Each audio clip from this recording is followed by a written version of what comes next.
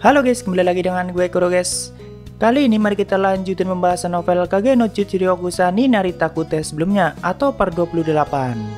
Jadi yang belum nonton para sebelumnya, gue saranin kalian buat nonton dulu biar lebih enak memahami alur ceritanya. Oke, langsung aja kita masuk ke konten.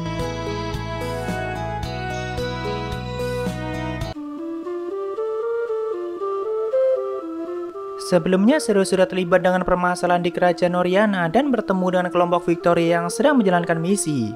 Walaupun misi mereka bisa dibilang berantakan akibat Rose yang tidak bisa mengendalikan perasaan pribadinya dan pastinya Rose akan dianggap sebagai pengkhianat. Tentu Seven Shades tidak akan tinggal diam dan akan mulai bergerak atau lebih fokus pada permasalahan di kerajaan Oriana. Apalagi pergerakan kultus di kerajaan itu semakin kuat dan tidak boleh diabaikan. Begitu juga dengan Rose Oriana yang pastinya sudah mengetahui sedikit informasi di Shadow Garden dan tidak mungkin Alpha akan membiarkannya begitu saja. Apalagi Alpha sangat tegas kalau mengenai masalah seperti itu. Bagi Shadow sangat terlalu dipermasalahkan karena cara berpikir dia kadang sangat simpel. Shadow Garden saat ini kan punya ratusan anggota, jadi kalau ada satu pengkhianat yang kabur ya lupakan saja. Begitulah cara berpikir Shadow guys. Walaupun Shadow belum tahu kalau yang dianggap sebagai pengkhianat adalah Rose Oriana atau wanita yang akan dia hentikan pernikahannya. Dari dulu Shadow itu selalu semangat mendukung perjuangan Rose, tapi sebenarnya dia tidak tahu tujuan Rose yang sebenarnya. Bagi Shadow tujuan Rose ya adalah ingin menjadi penguasa Oriana dan Shadow sangat ingin melihat itu. Karena Shadow punya rencana yang sangat menyenangkan jika Rose sudah menjadi penguasa Oriana dan entah apa itu. Namun yang pasti itu berhubungan dengan peran penguasa bayangannya. Ya mungkin gak jauh beda dari rencana seperti menjadi Gemina atau John Smith. Jadi misi Shadow kali ini adalah menjadikan Rose sebagai penguasa Oriana dan karena itu dirinya harus bisa mengagalkan pernikahannya dengan cara apapun. Oh ya, sebelumnya pada saat Shadow melihat nomor 664 dan 665, ternyata Shadow paham kalau mereka berdua seringkali bersama Rose Senpai. Jadi pastinya Shadow sudah tahu kalau Rose adalah anggota Shadow Garden. Setelah meninggalkan wilayah benteng Saiso, Shadow langsung menuju ke kota Oriana dan berniat menyelinap ke pernikahan Rose dengan cara apapun. Sehingga cerita saat itu sebagai Chikageno dia sudah sampai di dekat istana. Terlihat kota Oriana yang sangat indah dengan bangunan yang sangat unik. Kota Oriana dikenal sebagai kota paling indah dan kerajaan itu sangat menghargai sebuah seni. Jadi orang-orang yang menguasai seni sangat dihormati di kerajaan Oriana sekalipun orang itu dari kalangan bawah atau ras yang berbeda. Pokoknya bagi kerajaan Oriana, seni adalah hal paling penting dan paling tinggi. Biasanya sih kota Oriana sangat ramai dikunjungi, tapi karena saat ini sedang kacau dan bisa terjadi perang kapan saja, kota itu lumayan sepi. Hanya ada beberapa pengunjung dan itu pun mereka adalah tamu istimewa di pernikahan Rose Oriana. Setelah sampai di pintu gerbang istana, Chit berniat menggunakan kecepatan supernya untuk masuk, melihat penjaganya sangat ketat. Namun tiba-tiba dari kejauhan Epsilon memanggilnya dan mendekatinya dengan sangat gembira. Apalagi sudah cukup lama dia tidak bertemu dengan tuan kesayangannya. Kedatangan Epsilon ke Oriana tentu untuk tampil di pernikahan sebagai pianis terkenal bernama Nyonya Silon. Dia kan sudah menjadi pianis yang sangat terkenal dan sudah sering tampil di Oriana dan pastinya dia sangat dihormati. Di sini seperti biasa mereka berdua saling menyapa dan melakukan obrolan singkat. Tapi Chit juga memperhatikan body Epsilon yang sepertinya semakin berkembang. Walaupun kata Chit 99% opainya masih terbuat dari slime. Tapi ya dia mengatakan itu dalam hati dan pura-pura tidak menyadarinya guys. Pastinya Epsilon yang merasa diperhatikan sangat bahagia dan mulai berjalan sambil mendekatkan lengan Chit pada tubuhnya. Nah, daripada Chit menyelinap dan mengecoh penjaga, Epsilon mengajaknya masuk bersamanya dan pura-pura menjadi murid dari sang pianis Silon. Dengan itu kan Chit bisa masuk dengan mudah dan bahkan sangat dihormati. Sehingga cerita setelah sampai di dalam ternyata Asat langsung yang menyambut kedatangan Epsilon dan pastinya mereka saling memuji satu sama lain. Epsilon juga sempat pura-pura bertanya kenapa Rosama tidak kelihatan dan aku akan sangat senang jika dia bisa menikmati penampilanku. Tapi Asat bilang dia sedang istirahat. Di sini Chit yang penasaran dengan isi saku Asat dengan kecepatan super, dia mengambil isinya dan ternyata isinya adalah sebuah kotak kecil yang di dalamnya ada cincin unik. Jadi Chit mengambil cincinnya dan mengembalikan kotak kosongnya pada saku Asat kembali. Ya intinya dia mencuri cincin milik Asat dan itu adalah cincin yang sangat penting atau yang sebelumnya tidak bisa Victoria dapatkan. Tentu Asat sama sekali tidak menyadarinya karena gerakan Chit sangat cepat dan juga sangat terampil dalam hal seperti itu. Namun di sini Asat yang melihat Chit bukan bagian dari tamu undangan mulai menanyakannya. Walaupun Epsilon sudah memberitahu kalau Chit adalah muridnya, tapi dengan sikap yang sangat lembut, Asad masih berusaha meminta buktinya. Apakah murid sang pianis terkenal Silon juga sama hebatnya? Akhirnya Chit tidak punya pilihan lain selain membuktikannya, dan saat itu dia tampil di depan semua orang dengan memainkan lagu favoritnya yaitu Moonlight Sonata.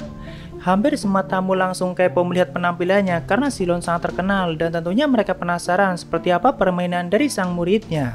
Apalagi baru kali itu semua orang mendengar kalau pianis Silon ternyata punya murid. Tentu permainan piano Chit sangat indah dan semua orang dibuat kagum dengan keindahan yang dia mainkan. Karena yang mengajari Epsilon bermain piano juga adalah Chit. Bahkan Epsilon sampai menangis seperti biasa karena melihat permainan tuanya yang sangat mengagumkan.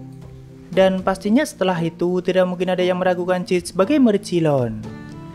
Dan setelahnya mereka berdua istirahat di suatu ruangan yang sangat mewah atau memang disediakan untuk Epsilon. Saat itu Chit sudah mulai kepingin mondar-mandir istana dan Bernard mencari keberadaan Rose untuk menemuinya. Tapi pelayan dan penjaga selalu menjaga ruangan itu dan jika Chit menggunakan kecepatan super pasti nanti dicurigai karena menghilang secara tiba-tiba. Jadi di sini Chit pura-pura ingin jalan-jalan atau menghirup udara segar, namun satu pelayan wanita bernama Margaret malah kekeh ingin menemaninya. Bahkan Epsilon yang melihat tingkahnya langsung menatapnya dengan sangat mengerikan. Namun akhirnya Chit bersama Margaret jalan-jalan ke sebuah taman di istana dan mereka sempat membicarakan banyak hal di tempat itu. Seni kan merupakan hal yang sangat penting di Oriana dan tentunya orang yang menguasai seni sangat dicari dan bisa mendapatkan pekerjaan dengan mudah. Nah, ternyata sebelumnya saat Chit tampil, banyak pianis terkenal ataupun orang-orang yang punya bisnis di bidang musik mulai melihatnya. Termasuk Margaret yang ternyata keluarganya juga punya bisnis di bidang musik, dia juga punya banyak koneksi dengan pianis lainnya. Jadi Margaret mulai menawarkan Chit apakah mau bekerja bersama Count Paraton, Earl, atau dengan ayah Margaret sendiri.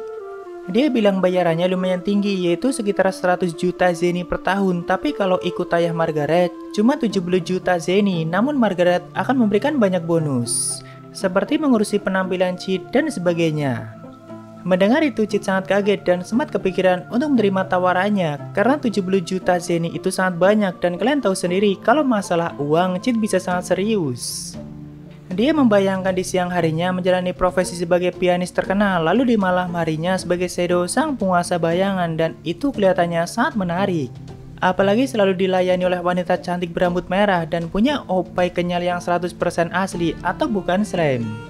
Ya di sini Margaret berusaha membujuk Chit supaya mau bekerja untuk ayahnya dan dia melakukan itu dengan sikap yang sangat menawan sambil menempelkan lengan Chit pada opainya yang kenyal.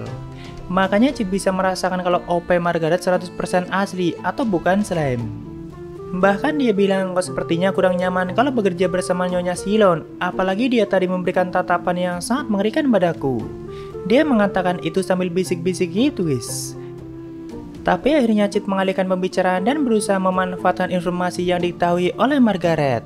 Chit pura-pura penasaran dengan Rose Oriana, lalu Margaret mulai cerita kalau dirinya sangat membencinya.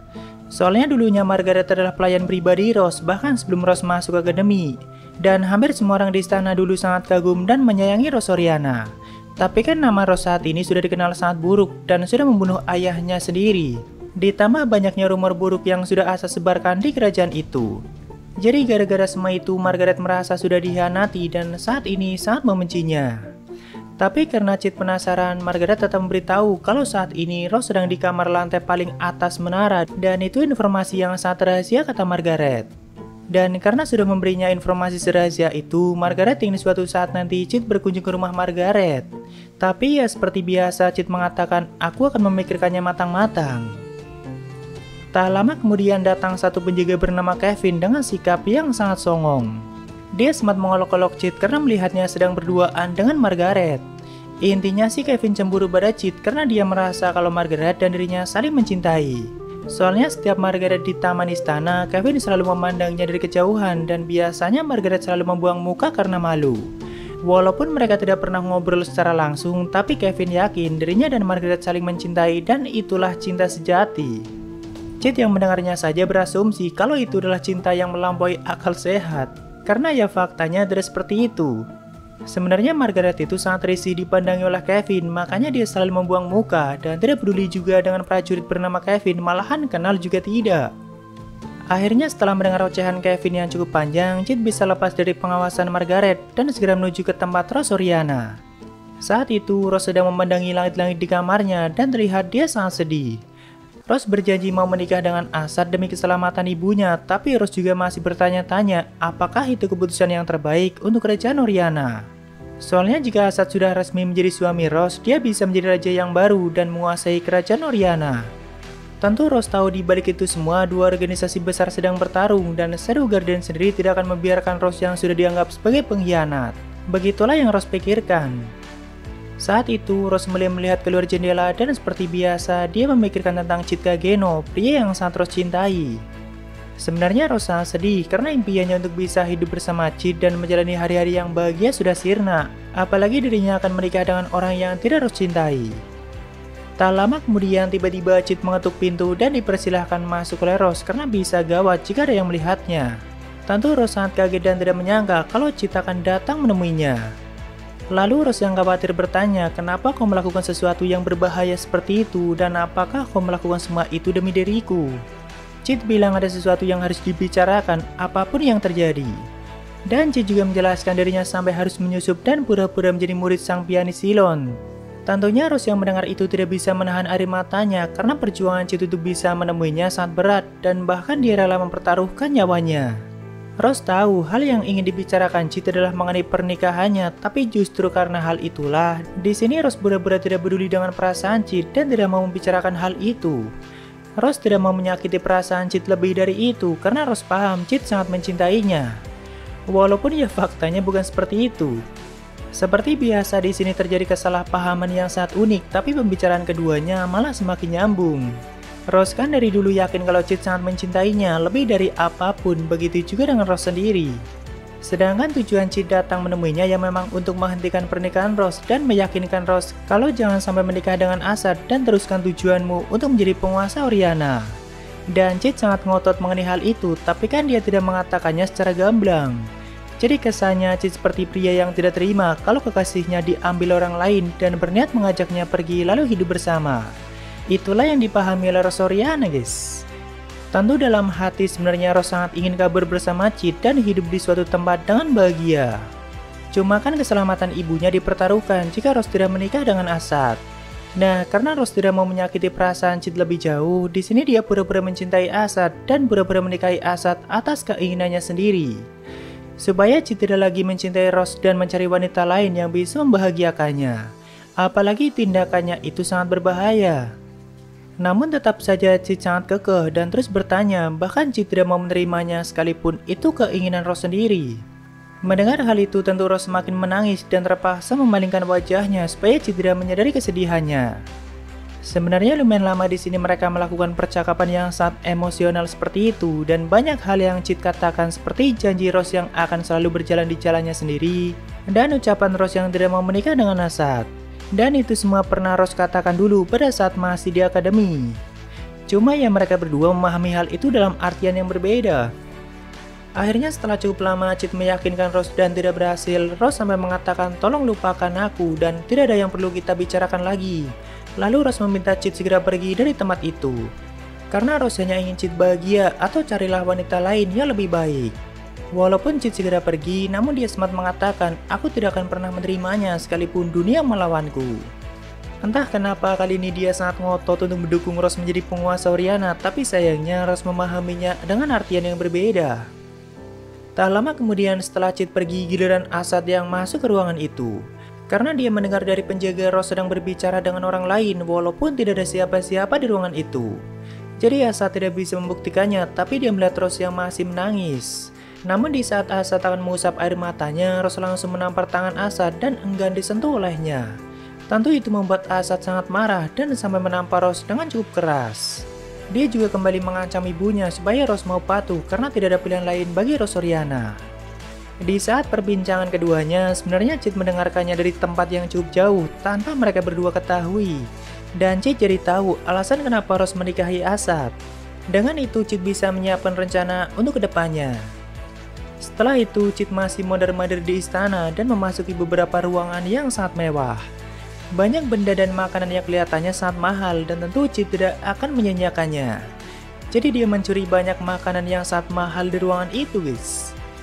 Lalu di keesokan harinya ternyata Kevin telah dikeluarkan dari kesatria kerajaan karena dituduh mencuri banyak makanan di ruangan istimewa.